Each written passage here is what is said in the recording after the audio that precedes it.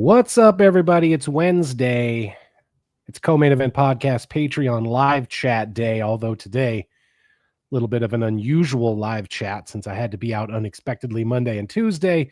We didn't get a chance to do the proper, as usual. I feel like whenever some fucking shit like this comes up that disturbs our normal schedule, it's always on the worst fucking week.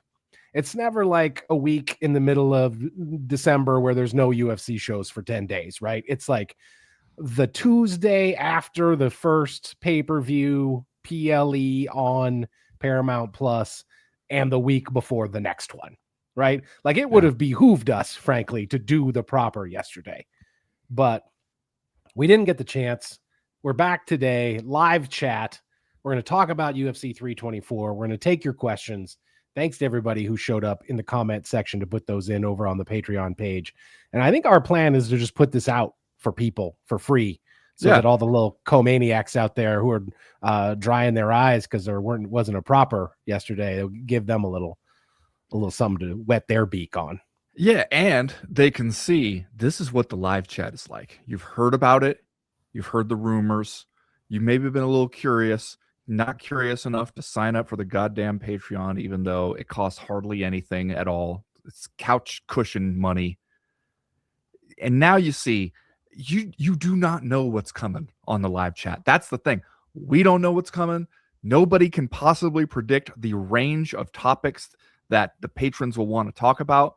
We never know which characters will emerge, which storylines will somebody share with us something, and it's always going to be something like somebody's going to mention something offhand that's not even the point of their question, and we're going to be like, whoa, why were you eating Chinese food in the car while waiting for your dog to finish his agility classes? And it's going to send us down a rabbit hole. There's always something like this. This is the crazy unpredictable nature of the CME live chat. Now you're seeing what it's like. We're letting you behind the curtain here to make up for there being no proper yesterday. Consider signing up. Consider getting down with this on a weekly basis because it's a wild and wonderful good time. All right, we got so much ground to cover here. I don't even know how much we'll get to it, but let's go. Let's just get moving here. You want to know who's first this week? Who is it?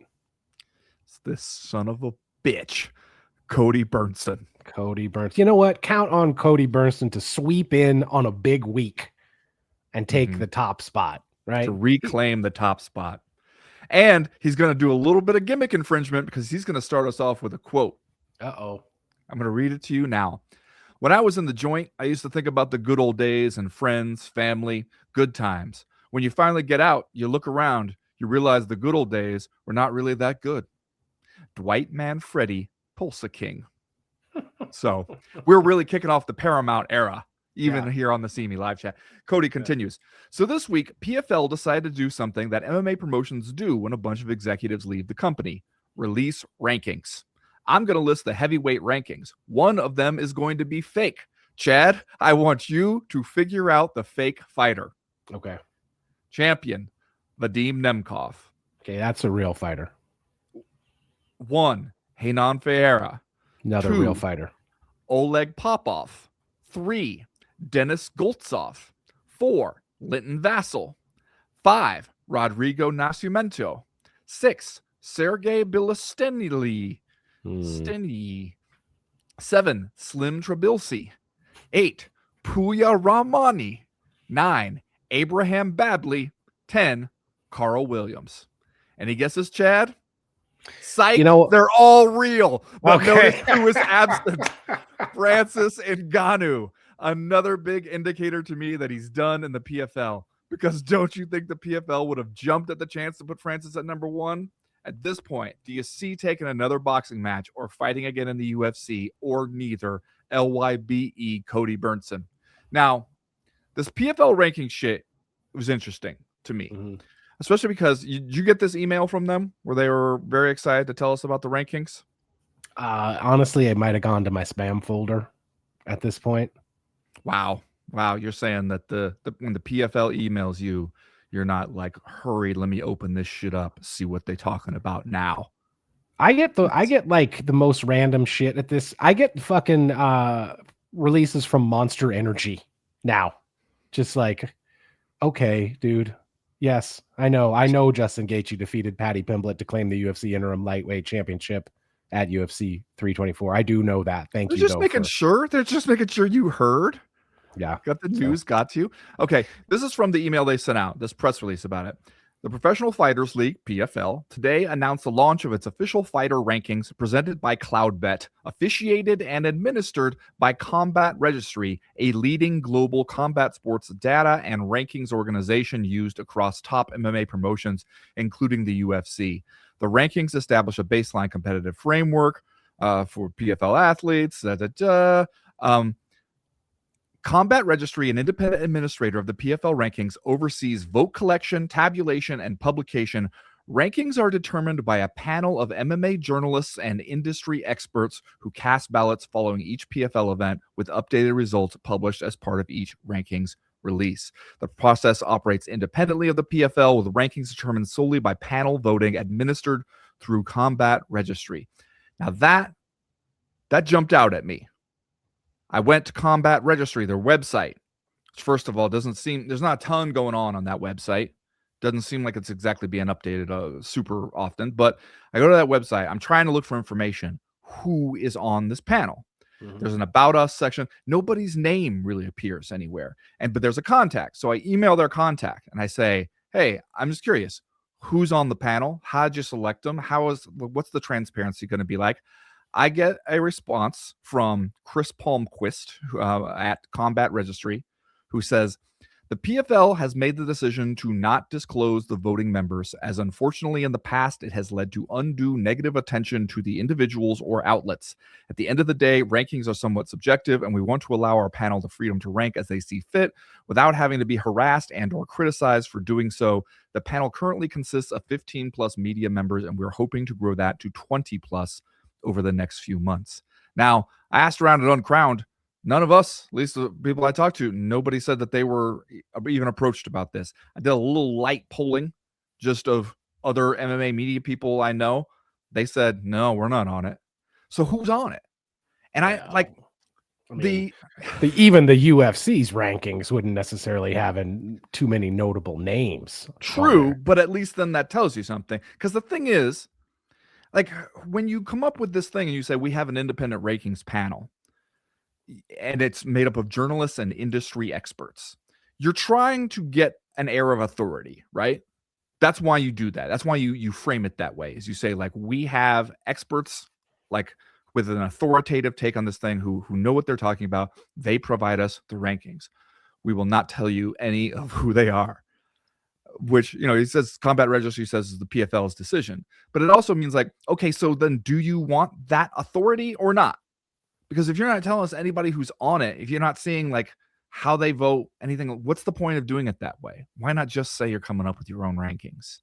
Because it seems like you want to have it both ways in that point. And it also means, like, how do we know there is a panel? Like, if you won't tell us and nobody even says, like, I am on the panel, like, how? It just seems like will they be criticized? Will they face people pushing back on their rankings? Yeah, that's what rankings are for.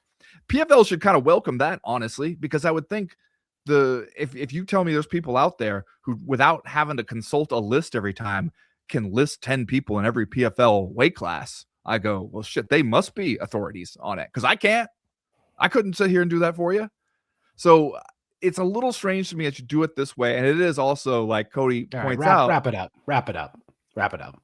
No one gives a shit about the PFL rankings, dude. The cover up is worse than the crime. If there's no fucking panel of voters, like, why even say that? Just be like, we're the PFL, we make our own rankings. Everyone would be like, oh, whatever. Nobody gives a shit about that. But as Cody saying before I was rudely interrupted, nobody cares about this, man. Nobody cares about the PFL, let alone their rankings.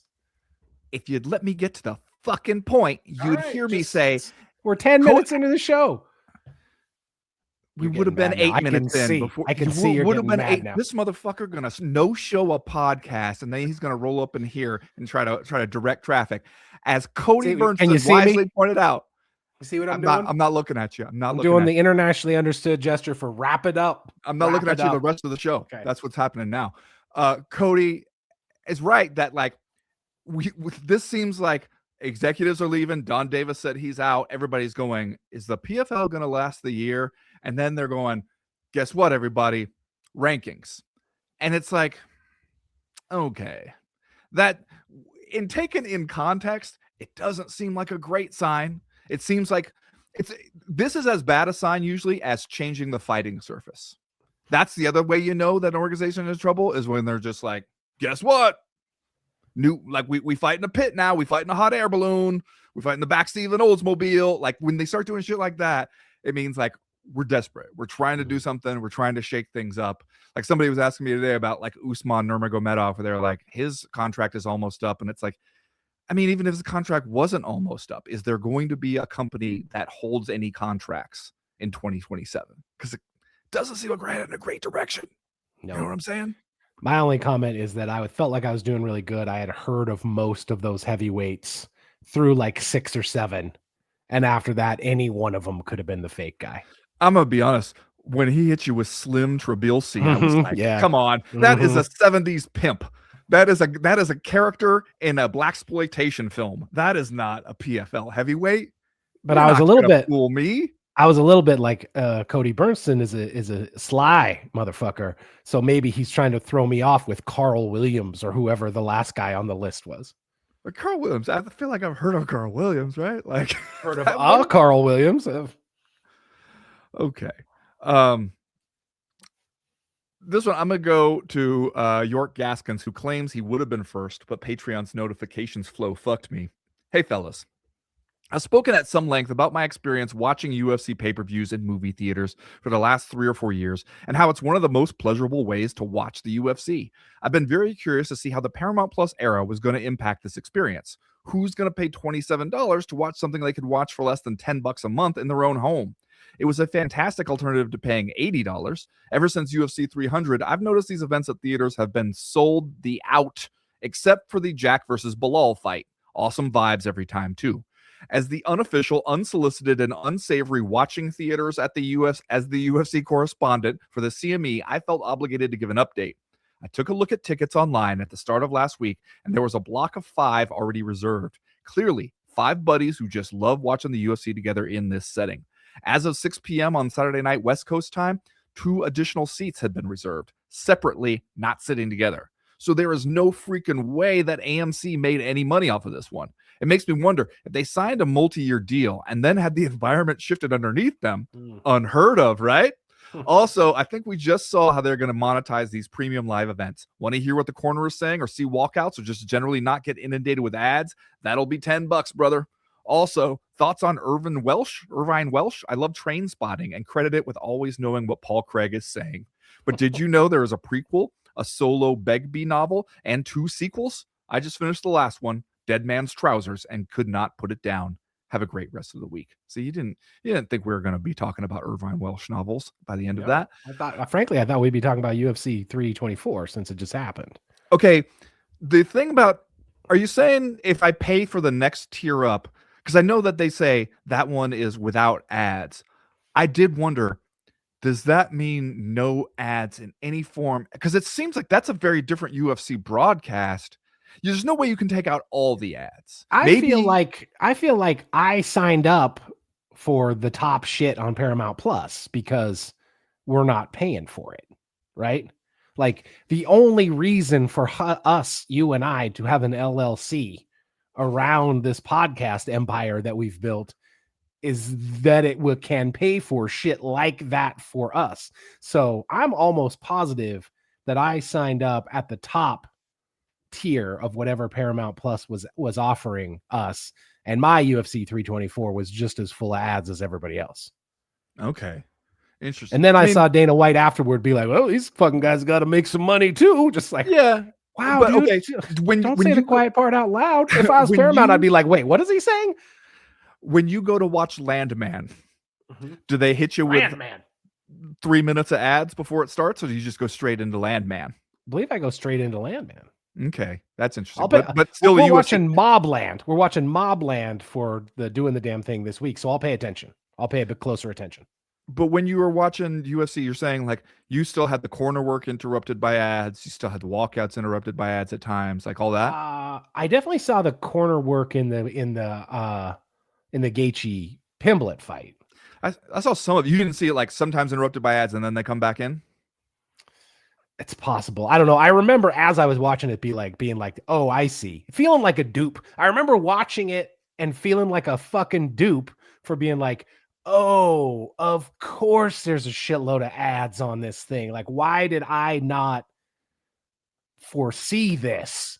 So I know that even on my thing, there was more ads than ever would have been on an actual pay-per-view, where, by the way, they had started showing ads in recent years. You're saying you got hoodwinked. I think I did. I don't know. Straight up bamboozled out this motherfucker. Yeah. That's what you're saying? Wolf tickets were sold. On that note, we'll go to Cat Pope, who says, so y'all ready to call the ESPN Plus era the golden age of MMA streaming, or are you just excited to know you can get 0% interest for 60 months on a Ram 1500? They're fighting on the stretched pelt of a NASCAR, and now we're getting ads over the corner work? Fuck this sport. Now here, I'm going to say this.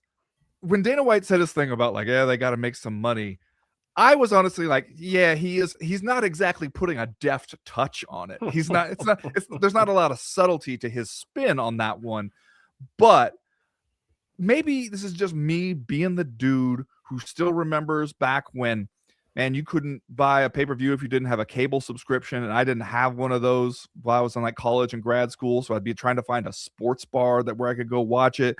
Then when I did finally be able to get it, you're just like, fuck, I go from $40 to $80 in the span of, a decade, watching the price just constantly go up, constantly get squeezed. As you said, they would still, for the last couple of years, the routine was you'd buy the pay-per-view, opening segment of the pay-per-view, straight into an ad for a movie. Then we start the fights. And that would always make me mad because I'm like, I'm paying you 80 American dollars on top of the $12.99 streaming subscription cost of ESPN. I'm jumping over one paywall to get to an even higher paywall. And then you're going to have the audacity to make me sit through an ad for a fucking Kevin James movie.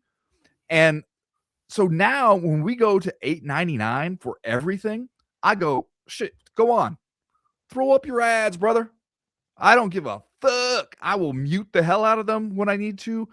But otherwise, I'm just like, this is still, it's a way better deal, and it has never been, the cost has never once gone down until now, at least for us Americans. I know the Canadians are freaking out on me, and the people in the UK and Ireland are going, this one was like the rare one that they made a pay-per-view for 20 quid or whatever over there. But here for us, the price was $80. Now it's $9 and you get everything. I mean, I'll let you have some ads. I also understand, like, we did the math, remember, on how many $9 monthly subscriptions you need to sell to make 1.1 billion a year back. You're not doing it. I'll spare everybody the tortured math. It ain't happening. There aren't that many MMA fans on the planet. So yeah, like, they need to sell the shit out of some ads. I still worry a little bit for them, though, that as we've often noted with UFC broadcasts, sure, there's a lot of ads, but there's not a lot of ads for a lot of different stuff. Yeah. It's kind of the same few companies advertising over and over again. When Dana White said these guys got to make some money too, I was like, oh man, it's almost like he feels bad for Paramount Plus. It's almost like he's like, man, we fucked these guys over. They gotta, we gotta try to make some money on this thing, man. It's just too good. Yeah, I mean, yeah, I'm sure it'll get to a point where I'll get frustrated with it. But for right now, shit, man, $8.99 for everything. And if you saw like the viewership numbers on it, at least they're claiming, that they got near 6 million as a peak viewers. They got around 5 million as an average. It's way better than you were doing with ESPN Plus pay-per-views. And it makes sense that you would, right? Because it's like some people already had Paramount Plus. The people who didn't are going, man, shit, $9 to get in the door and check it out. I'll try it out for a month. I'll see how it is. It's such a better deal. And I'm sure you get a lot of people that would have otherwise been sort of looking at these card by card and going, is this one worth $80? I would not. I watched it live. I would not have watched it. I would not have paid money to watch it for ESPN Plus. I just wouldn't have. And I watched it on Saturday night. So you're going to get a lot more people just kind of popping in to be like, might as well. What's up? Like, it's not really, I mean, that price is going to go up for sure. Yeah. But for right now, yeah, I think you can sell me some ads. I'm not annoyed yet. Jonah says, more of a comment than a question, but I was scrolling X during the fights last Saturday and couldn't believe how many people thought the new 100K bonuses completely ended the fighter pay conversation. The UFC is reportedly making around $1.1 billion a year from Paramount alone, and the bonuses don't even sniff 10% of that. Wild how effective that messaging is when so many fans are buying it. Also, thanks for the Whistle Pig wreck in Bozeman. My wife and I had a blast, and the Alpaca Ranch was incredible. Highly recommend. Not to reopen old wounds, but it did hurt being surrounded by so many happy bobcats while my grizzly friends were suffering. From your amigo in Tejas, Jonah. Now, the 100K bonuses. First of all, we talked last week about Dana White being asked about the bonuses and being like, I don't have that number right now. And if the number was 100K, he would have remembered that. It's pretty easy to remember. I think it's just because, like, we had planned to feed this to the Sports Business Journal as an exclusive, and he was like, I don't know if that story's come out yet. I don't want to ruin this scoop we were giving him or whatever, and so he didn't want to say it. But this is kind of what we were predicting, right? You predicted 100K. We were saying they had 100K would be the least that they could really do. And it kind of, especially if you think about where they were 2011, 2012, people were getting 65, 75K bonuses for some events back then. Sometimes they were less than 50,000, but you're kind of just adjusting for inflation with maybe a little extra sprinkle over the top, but it's still a much smaller share of what the UFC is getting from their broadcast partner. Like, the UFC is making so much more money, and it's like 100K sounds like a whole lot, but it's true that it is not a meaningful bump in fighter pay in general. It's just the bonuses. And B, it is also just like you're only sort of catching up. You're just like, it's like a cost of living adjustment, basically. Yeah. Plus, like, only a few people get them on every card, right? Right. So it's not like you are raising it's not like you're like the rising tide is lifting too many boats here. Like, the $25,000 stoppage bonuses are, they are what they are, I guess, but it's like not every fighter is getting these. Only 4 fighters on the card got them. And once again, I have done this before, but I'll just do the math here. What are we doing? 42 UFC shows this year? Something like that. So if they spend $400,000 on fighter bonuses at every UFC for 42 events this year, that's $16,800,000 in fighter bonuses. So let's say there's 550 fighters on the UFC roster. Just to ballpark it, say they got 550 fighters. That is $30,545.45. If you wanted to, instead of giving out those 100K bonuses to 4 people on every card, you could just give every fighter in the UFC $30,000 more dollars, $30,500 more dollars. And I bet a lot of those fighters making 12 and 12 would probably like to have an extra $35,000 this year. But it's like the fucking lottery. Everyone thinks they're going to win and get the 100,000. And so they want to roll the dice on it. Well, there is also the $25,000 finish bonus that applies to everybody. Now, that I think is actually a smart idea. That's something we should have been doing a long time ago. Dana White clarified later that this is replacing those discretionary or locker room bonuses that they used to send out like afterwards. Like, we're just not doing that anymore. Instead, finish your fight, you get 25K. I think it's a much better system, honestly. Again, it's the thing the UFC can absolutely afford to do. And it incentivizes them to be more exciting in the fights, to give more of an effort, even in fights where you're clearly winning and could play it safe and go to the judges' scorecard. Gives you a reason to do that. But it also adds more transparency to it, because the discretionary bonuses, the locker room bonuses, they would always hold those up as, hey, you don't know what these guys are actually getting paid because we're sending them money. We don't even have to send them afterwards. And acting like, and for all you know, everybody got $500,000 in the mail just for being on the roster and being at the show. And instead, we've seen some fighters posting like the letters that they got along with their pay, and it was like, thank you for your participation. Here's $3,000 minus any expenses and withholdings and shit like that.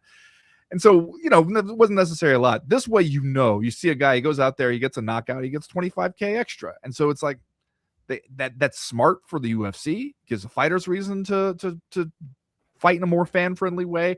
It also helps us get a better picture of what's going on. But yeah, it is, everything is based around like, we don't want these guys to know this is what I get. We want them to think, do a good job and it might rain. Do the rain dance and it might rain. You know, like that's the same reason we want them in these show win contracts that we don't have to do. Because, you know, if you tell a fighter, hey, we're giving you 50K and 50K on this next contract, what he's hearing is 100K per fight, because he's going to win them all, Chad. Why wouldn't he win them all? You know, he's a fighter of destiny. Yeah. So that's essentially what we're doing there. Okay, here's one that I wanted to read. Oh, wait, hold on. We're going to go to Shaba Ranks. Shaba. Hey, fellas. Firstly, Ben, you're back in the good books. It's not your fault that some nerd has used some AI sorcery to take first spot this week. Oh, shots fired. You've given all of us a chance of ascending the mountain, and for that, I thank you. Earlier this week, I read an article about how a lottery would be used to decide on who would be drafted if the U.S. went to war. I'll post the link below. My question to you guys is this. If the inevitable happens, okay, I wish it weren't phrased that way, and the orange gibbon leads us all into World War III with the UFC, see, this is, my brain is poisoned, with the U.S. facing off against Europe, and your name was pulled out of the pot, Hunger Games style, would you go to war?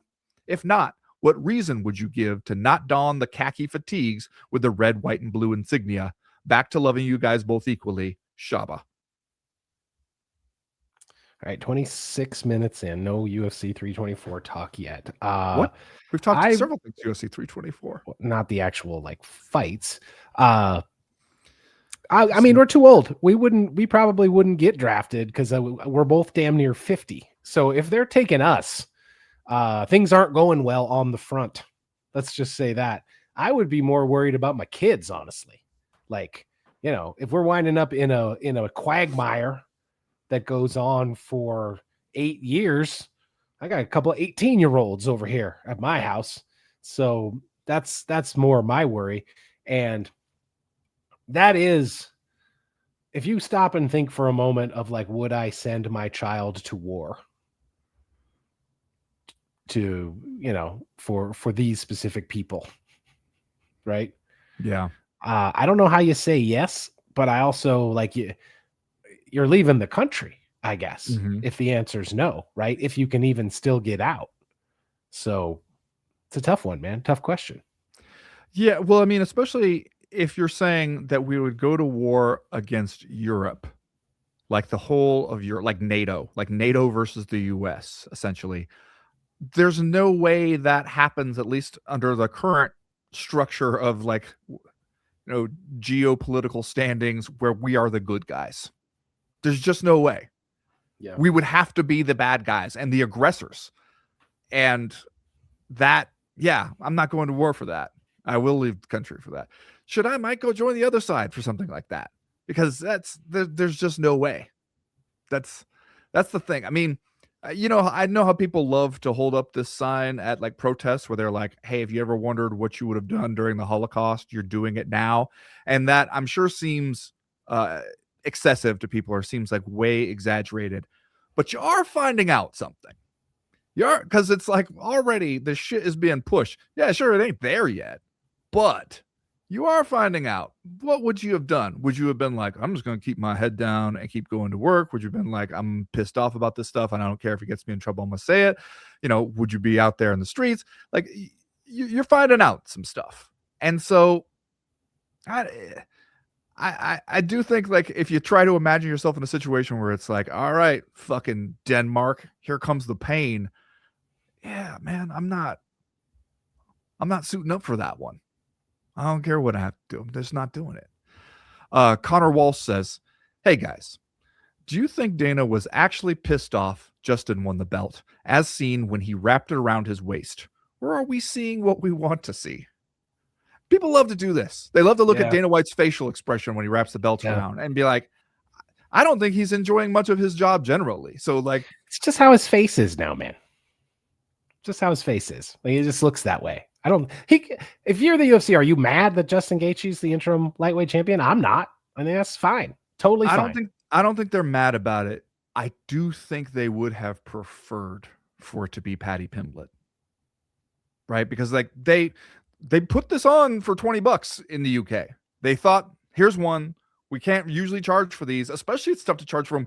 If the UK fans are hearing the Americans be like, yippee yippee, $9 for us, price went down, and they're charging for it there. They think he has a fan base. I'm hearing Pete talk about how like they got billboards of Paddy Pimblett up out there. I think that they would have preferred, especially just in terms of age, right? Like to the extent that they care who's champion, I think they would have looked and been like, Gaethje's 37. Whether he wins or loses, he probably don't have a whole lot left in him. Paddy Pimblett, 31, has a little bit longer of a runway ahead of him. I think they probably would have preferred to see it go that way. Now, you and I sat here prepared to look like idiots because we were like fucking morons. We were going to look like fools, but we were both saying, I don't see what people are seeing, what the odds makers are seeing when they make Paddy Pimblett a 2-1 favorite over Justin Gaethje. And Justin Gaethje went out there and won it and proved us right. He did muddle the line between winning and losing at times, as Justin Gaethje is going to do. He's going to be there to be hit. But also, like when you saw Paddy in that fight, I did go, yeah, man. When did people start? Was it just a Michael Chandler fight where people went, Paddy Pimblett, future champ? Because like I came out of that one and I kind of went, well, all right. That was a fun as hell fight. Yeah. Messy, wild. At no point was anyone confused into thinking that these are the two best lightweights on the planet. Right. And I remember being deep in the 4th or 5th round and going, I'm having a good time. I'm enjoying the hell out of this fight. But no matter who wins, they get absolutely wadded up by Arman Tsarukyan or Ilia Topuria. Yeah. Well, that obviously was true. Honestly, the feeling that I had coming away from it was, number one, we're not fucking morons. Number two, this time. Not this time. I honestly felt like one of my feelings was, well, Paddy could have won that fight if he doesn't fucking suck.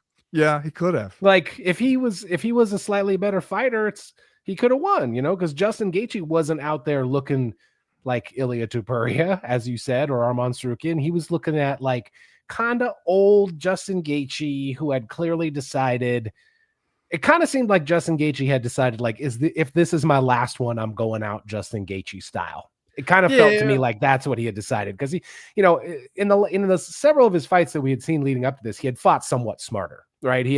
He was kind of starting to develop like a professional fighter's mentality in a way. And then he goes out for this one and he's just like, I'm wading in, throwing hillbilly haymakers out of my back pocket. And he was basically making the Francis Ngannou bet that, like, I'm going to wade in there on my belief that I will hit you before you hit me, and I will hit you much harder than you hit me. And he was right. He was right about that. It wasn't technically proficient. It wasn't a relatively smart game plan. He did give Paddy Pimblett the opportunity to hit him back a lot. But there was never a moment, even when Paddy Pimblett was throwing punches and seemingly kind of hurting Justin Gaethje late in the fight, there was never a moment where I was like, oh, Justin Gaethje might lose this. Like, pretty much the whole time I was like, yeah, but like, there were times when I was like, don't fuck it up, Justin. Yeah. Don't fuck it up, man. But there was never a moment for Paddy, like there were moments for Justin where you're like, oh, he's about to finish this. Yeah. And I did think that, if anything, I was like, there were a couple times where Justin, maybe because not wanting to empty the tank, not wanting to punch himself out, it seemed like he kind of let Paddy off the hook at times, where he's just like, I'm going to chill here in a front headlock position instead of trying to put it on you when you're clearly hurt. I mean, I was impressed with Paddy Pimblett's toughness and recovery, because it's like, if he got 10, 15 seconds to breathe, even after being hurt, he would be back in it, and he was game. He never seemed like he mentally quit in that fight. I give him credit for all those things. And yet at the same time, when there were a few isolated moments where I was worried that Justin Gaethje might fuck around and lose it, what I could have seen happening was he takes a shot, Chuck Liddell style, that he would have walked straight through 5 years earlier, and it knocks him out just because he's hit that point. Like, I could see something like that happening, not because Paddy was fighting so well. And especially, you know who I felt for in watching this fight was Trevor Whitman. Yes. Because he was begging him. He's absolutely begging him in the corner, like, stop dipping your head like that. You're begging this guy to kick you in the face. Yes. That's what I was thinking. I was watching him dip off to the right every single time. But also, he's just like, you're just throwing knockout shots. I want you to hit him no harder than 80%. Like, come on, we don't need to be doing that. And, and you could tell, like, Justin Gaethje, like, from his comments, especially after the fight, where he's like, he understands Trevor is right. Yeah. But he hears the music and he gonna dance. He can't help it. If you're Trevor, aren't you're kind of over there just being like, why do we do all this fucking shit, man? Why did we do this? We did a training camp. Like, why did we do that if this was what we were gonna do out there? Yeah. But you know what? Like, it did, like, I came away from it and I'd be like, all right, fun time. Justin Gaethje got to pose with the hardware. But it only made me more convinced, hey, if Ilia Topuria is going to be back in a timely fashion at all, Ilia versus Arman, because otherwise it's just like, I mean, maybe it would be fun for some people to watch Justin Gaethje march into the buzzsaw, but I would not personally enjoy that. And I don't think he has a very good chance against either one of those two guys right now. No, I agree. Tim Clifton says, I watched the Allen Silva fight without commentary, and I thought Allen had 2 rounds. How much do theatrics from someone like Silva factor into scoring? Now, this is a good question, and not even just the theatrics. Jumping up on and surfing on somebody's back is the kind of thing that, like, as dumb as it is, it does communicate to judges, like, you must be in control if you can do some dumb bullshit like that. And then seeing the clip from his gym where he actually trained that, I was just like, wow, even if you want to be a total nut job knucklehead, it takes practice. You can't just show up on fight night and do it. But one of the things I learned, and people were talking about a lot and showed good examples of when I went into that summit with referees and judges, was when you're trying to score based on damage, you're looking for the various things that can be an indicator of damage. And it's not just he gets cut open, he's bleeding, he's got swelling. It's stuff like the guy was coming forward, he hit him, and then now he's going backwards. That's an indicator of damage. The guy's legs get wobbly. That's an indicator. The guy was doing one thing. This guy's power and damage forced him to change what he was doing. And it does seem like if I was a coach and trying to communicate to fighters how we're going to win close rounds, I'd really, you'd be like, we have to perfect the no sell, because there were moments in this where Arnold Allen is stinging Jean Silva, like just sharp shots, one right after another that are scoring. But Jean Silva is just like not changing the expression on his face. He's eating them and he doesn't seem like they're bothering at all. And then he'd have 1 or 2 big bursts. Like he had 1 big burst. One judge gave him every round. And I think it was just because at the end of the first round, he had 1 big burst and Arnold Allen looked shaky for a couple seconds there. And they thought, that's it. That's all it takes. The rest of the round was close enough. I'm going to give it to Jean Silva based on that. And it's just like, if you can just get better at making the other guy's shit look like it's not doing anything to you, that's going to sway some of these close rounds in your favor. Winning rounds via nonchalance. Yeah. I think that it is in the rule book that if you surf on a guy's back, it's an automatic 10-8. That's in the rules somewhere, I'm pretty sure. But I agree with you. And it's like, this is one of the reasons why I am not in love with a scoring system that's like all like damage is number one, right? I understand that we're fighting and like that's arguably the most important part, but it does kind of lead to a situation where I feel like a guy can win a round based on 1 punch, which sometimes is fine. Sometimes it's absolutely fine. Sometimes I feel like it's a little more complicated than that. So I struggle with it mentally. And it does still seem like, as much as we've tried to re-educate people that like, if you win the last 30 seconds, like that's really important still. Well, It's kind of the same conversation we were having when we did our scoring of various close rounds on the Power Hour a couple weeks ago, and we watched round 3 of Robbie Lawler and Carlos Condit, where what you're looking for is one guy is doing more, the other guy seems to be doing more with what he is doing. Yeah. And how do you weigh those? And I think that's where it gets tricky, because different people will see it, even going in with the same scoring criteria and watching the same round. Some people are like, I favor the guy who was just more active and was doing stuff rather than the guy who had a couple bursts in the round. And it's like that, I think, is probably going to be an intractable argument. Yeah. Red Shack Guy says Rose Namajunas had surgery on her eye and now has to have a tube in her eye and nose for 3 months following her fight at UFC 324. This isn't even a question about eye pokes. I'm just amazed at how badly these fighters fuck up their entire bodies for like $100,000 payouts. Rose is 33. She might have 60 years left in her life and now possibly has a fucked up eye for that. Truly insane. I don't know if you saw, she was talking to Helwani, I believe, on his show yesterday. Chad, she says she got to have this tube in her eye for 3 months. She's not supposed to sneeze or blow her nose during that time. The fuck you gonna do about that? Yeah, how are you gonna not sneeze? Yeah. Shit, man. It's flu season. Yeah. It's flu season. You gonna roll around here in January talking about you can't sneeze or blow your nose? God damn. Well, I mean, this is one of the reasons like we're always talking about fighter pay, man. These people get fucked up. They get way more fucked up than we even think they do. Like, that was the lesson that I learned when I did the story for The Athletic. That was basically like, what's the aftermath of the fight? Because that's the part we don't see as fans. To us, these people have 15, 25 minutes in front of us, and then they disappear for 3, 4, 5, sometimes 6 months, sometimes longer. We don't see any of the fallout from these fights. And talking to the assortment of fighters that I talk to, it sounds fucking horrific in a lot of ways, both physically and mentally, emotionally. Because I talked to numerous people who were like, hey man, even when you win, you get super fucked up physically, and you can have this huge emotional, psychological crash, because basically you go from your life being structured entirely around this one thing that's going to happen, which like gives you a purpose and gives you like a daily schedule to follow. And this is the thing you're doing and blah, blah, blah. And it's, you know, you're dieting, you're training, you're working out, you're cutting weight, all this stuff. And then you have it. And it's like you go out into this arena full of thousands of people and they cheer and you fight. And it's like the greatest thing in the world. And then you win. And the next day there's nothing. Yeah.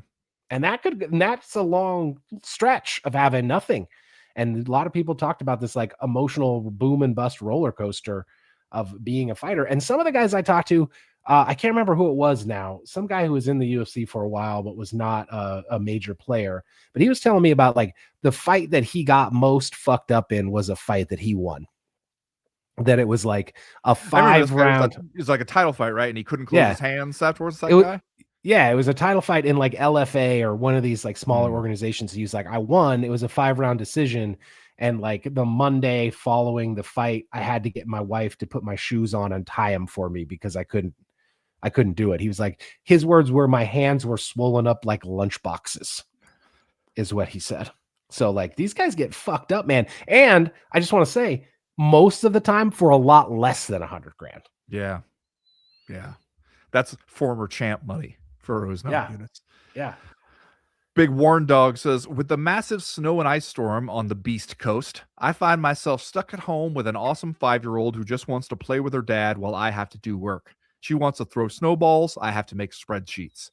Totally unrelated. What's the most you've ever phoned it in at work?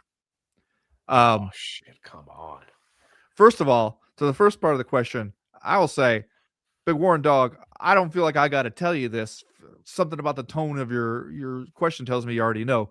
Go throw them snowballs, because that's not, no one's ever going to remember the spreadsheet you made today.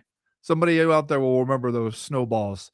You're going to wish. It makes me, I don't know if I said this to you, but it was one of these like NFL or college head coaches or something where he had some quote where he was like, I told all my assistant coaches, if I ever find out you're missing your kids' games or you're missing like important family stuff, to just be doing work stuff around the facilities, I'm gonna fire your ass.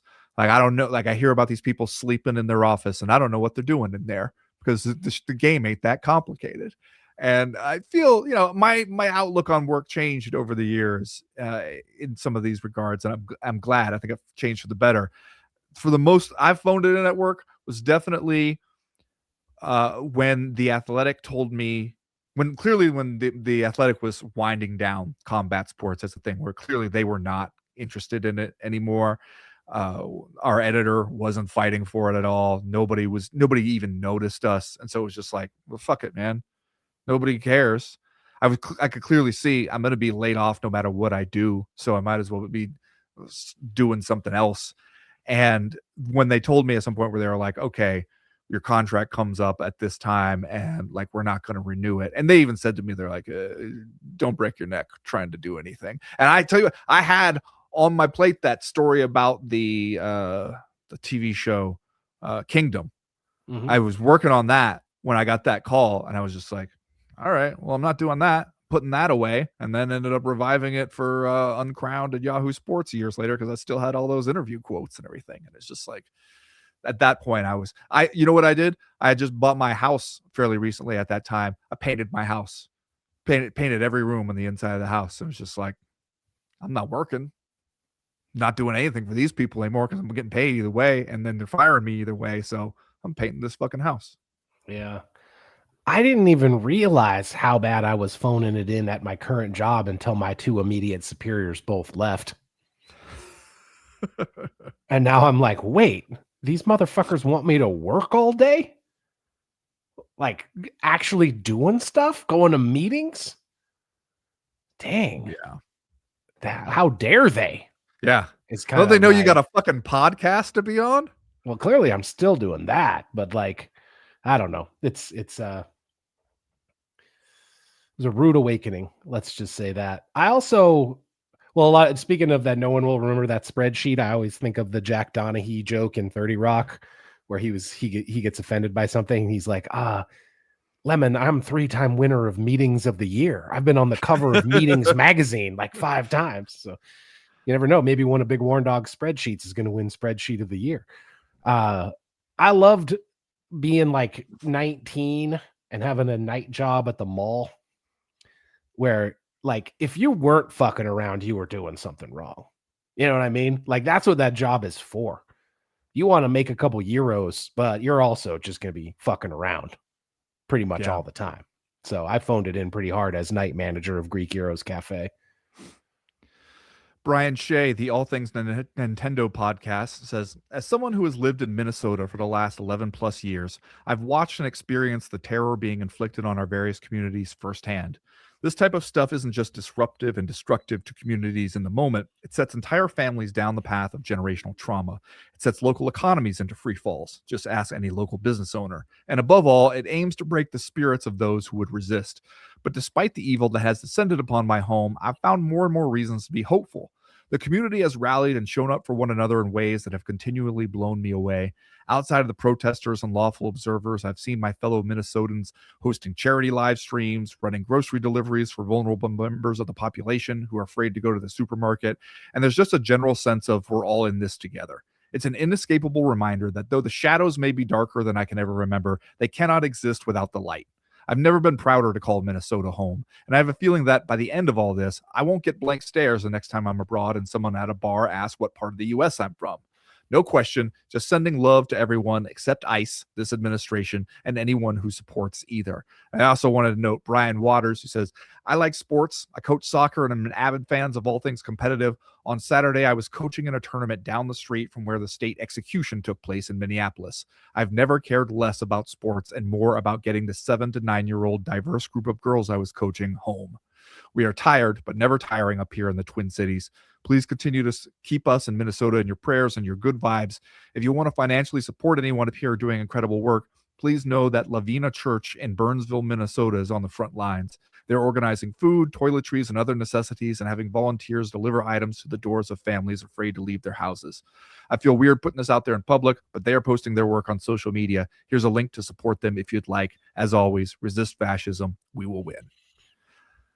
Now, I really agree, especially I read something this week that kind of pointed out, like, if anything, this particular clash between this administration and like people on the ground there in Minneapolis and Minnesota has been like weirdly encouraging, because they're like, oh yeah, they are showing up for each other.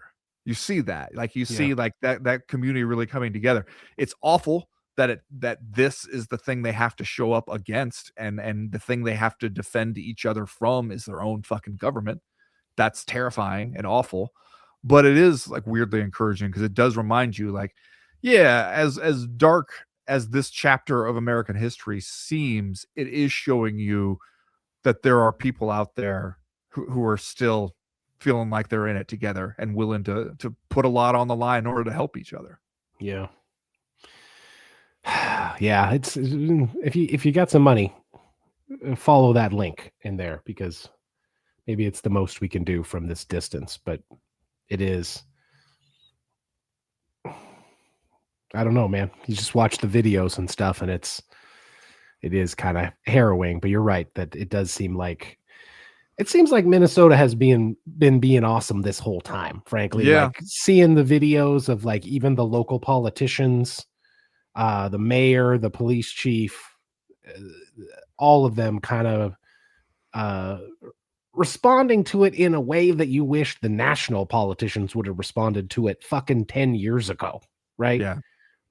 So shout out to Minnesota. I've always loved you, Minnesota. All right, we're about 50 minutes in. You know what time it is.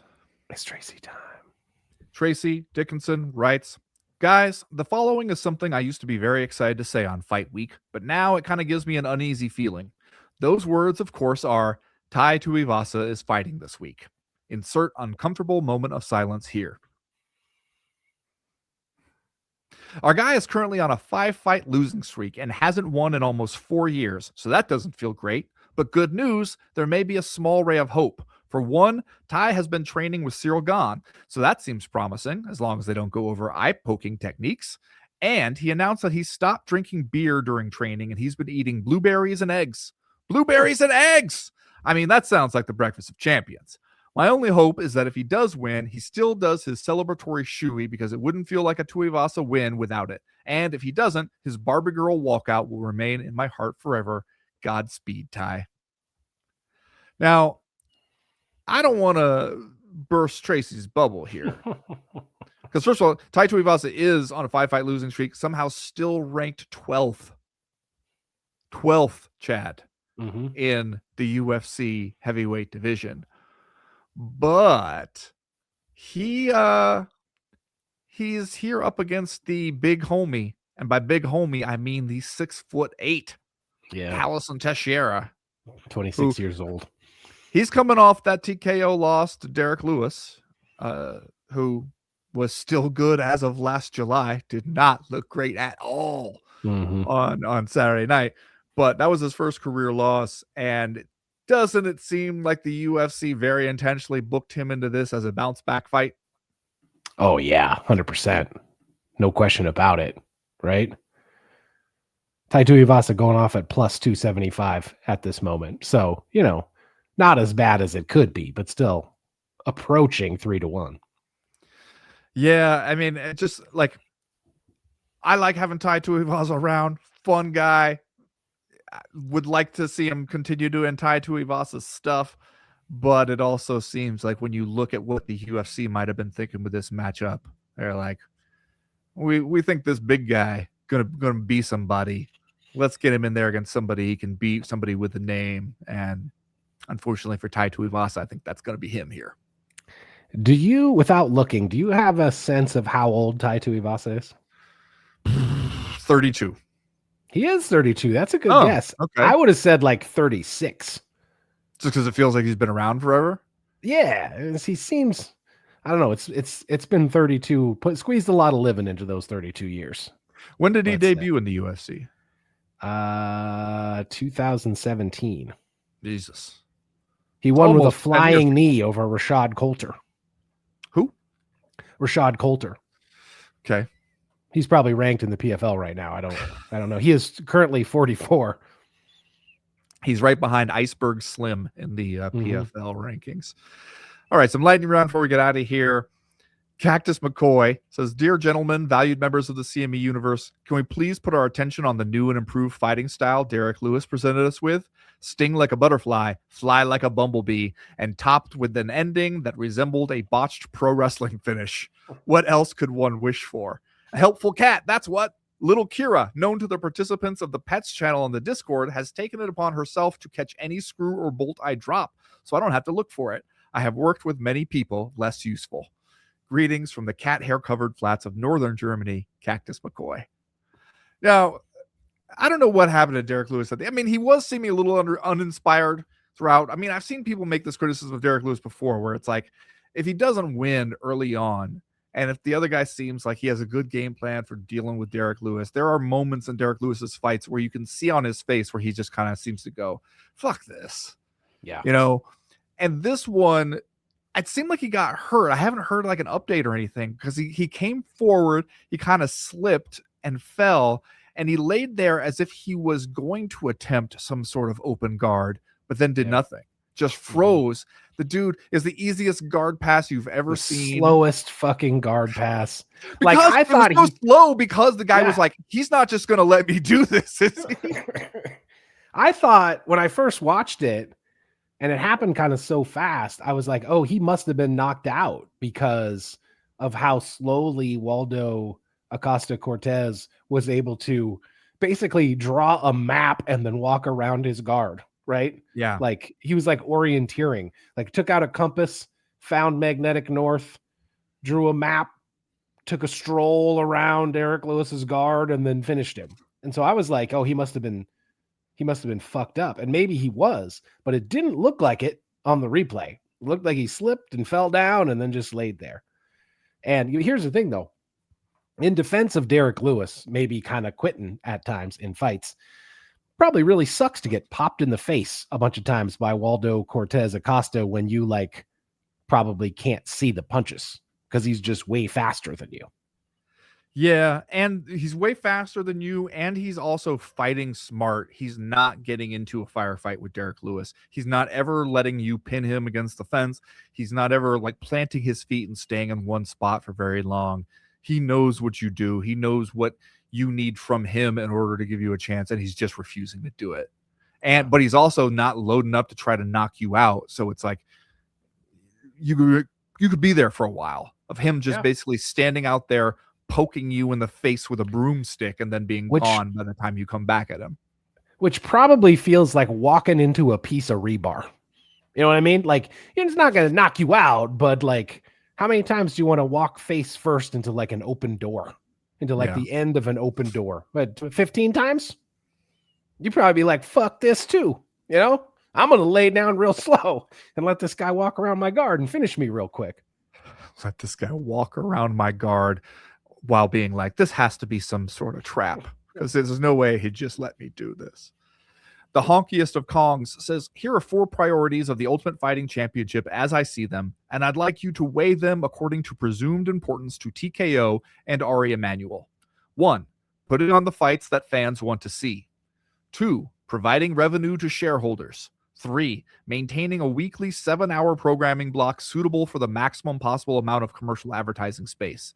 4, monetizing their amazing brand opportunity that they've built in order to fillet the felon-in-chief anytime he feels his popularity dipping below Nixon during the war numbers. Be honest. Now, number 4 there reminds me, do you see Dana White coming out this week and being like, hey, the UFC is footing the entire bill for this White House card. We're eating the whole thing, is the way he said it, which I guess was his way of saying taxpayers aren't paying for it.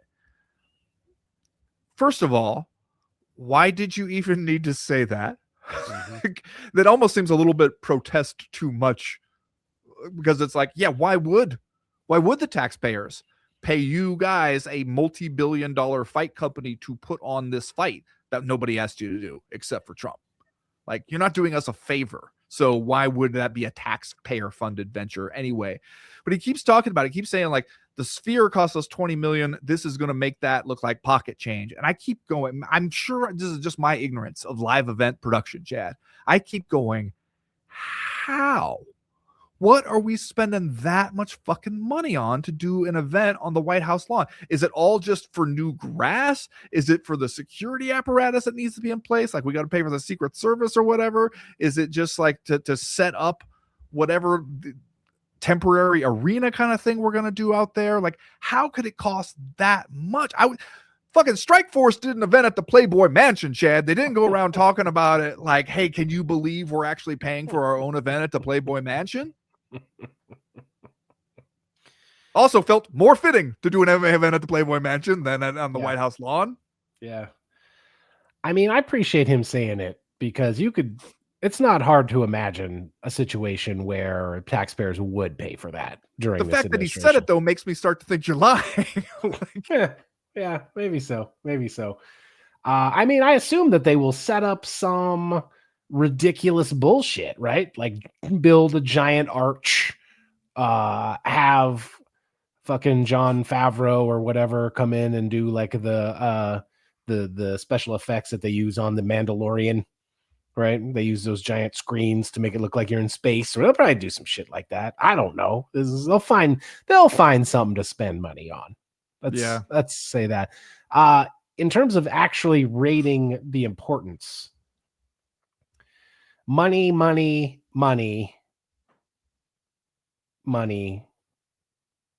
do what the fans want. Yeah, the shareholder value is obviously the first thing. Providing the block of programming, sure, but it's Paramount who has more of an incentive to like space that out so we can squeeze a bunch of ads. Because you notice they started this thing an hour earlier than they usually do. They even lost some fights. It still wasn't exactly shorter because they were taking a lot of time between some of these fights and squeezing in a whole lot of ads. But that's Paramount more than that is TKO. But yeah, putting on the fights the fans want to see, rock bottom priority, and everybody knows it. Now, Nick Cohen says, Jesus Christ, that Paramount app is terrible. Makes me actually miss ESPN. I disagree. I found the Paramount, at least just watching this one event, I didn't have any problems with it. I thought it ran smoothly. It never tried to tell me that I should consider signing up for a subscription that I clearly already have and I'm paying them for every goddamn month. So right there, you're ahead of ESPN. It worked. Like, that's the basic, the baseline expectation I have is, does the shit work? And it worked. Yeah. So yeah, it worked. Did you have any issue? No, there was a couple, or like one time, I think toward the end of the show, where it would like freeze for a second and give me the spinning wheel, but then it just caught back up, and it didn't happen too many times. So yeah, I didn't think it was too bad. Neil says, when I went to see the Bone Temple a couple weeks ago, there was a couple in our row that brought their less than 6-month-old baby. No judgment here. Parents got to live too. It just caught me off guard that the movie they decided to see with the little one was a brutal horror flick featuring a naked alpha zombie with a massive dong. To the family's credit, once the movie started, you never would have known there was a baby in the theater. Kid slept most of the time and was quiet as could be when he was awake. What's the most surprising place you've seen or taken a baby? This is a little bit surprising. I mean, I guess, though, a 6-month-old baby, the content of the movie does not matter at all. They might not even be able to see it. No. For all we know. They're not certainly not going to remember it. It's not getting in there. Yeah. Surprising place I've seen. I mean, we've seen babies at the fights before. Yeah.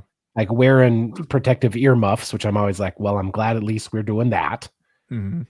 I mean, we live in Montana, so I have had numerous situations where there have been babies and small children in the bar, like way too late, right? It's like a little kid, 4 or 5-year-old kid is in the bar at like 10:30 at night. I've seen that before. I was always surprised when I used to see people having kids in New York City. Yeah, well, even though a lot of people do it, but like you see some poor asshole trying to get his stroller on the escalator down into the subway. Mm-hmm. Come on, dude. Yeah. What are you doing? I was just at my boxing class this week. You'll hear more about this on doing the damn thing for a separate reason. But there was a woman there who had not a baby, was definitely walking and stuff, but 1.5, somewhere around that age, like a little boy. And you can tell she's trying to get out of the house. She's trying to get her workout in. She's clearly like very fit, but also has this kid to take care of. And you could just see, I respect your willingness to come and try this, but this ain't gonna work for you. I could Yeah. tell during the warm up it ain't gonna work for you. Like it's just you're giving it a shot. I can't hate you for doing that. And she was not. She was clearly not going to allow it to impact anybody else.